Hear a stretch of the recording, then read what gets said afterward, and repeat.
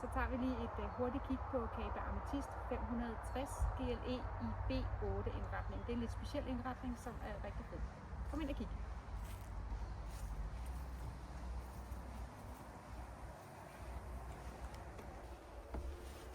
Hvis vi ser hernede i sengeafdelingen, så har den en super fin midtersillet dobbeltseng.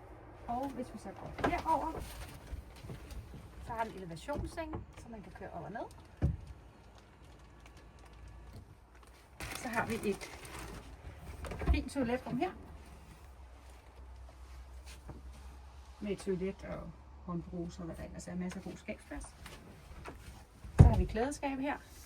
Så har vi igen et godt køleskab med fryser, der er lidt at komme til. Så skal vi kigge over på køkkenet. Så er der en fin gasbageovn. Gasblus. En god vask. Og så i forenden, der har vi en rigtig god, stor rundsidegruppe med nakkepuder. En rigtig god og populær indretning, fordi jeg rigtig mange godt kan lide den midtertillede dobbeltseng, fordi det er let at komme ud fra hver sin side.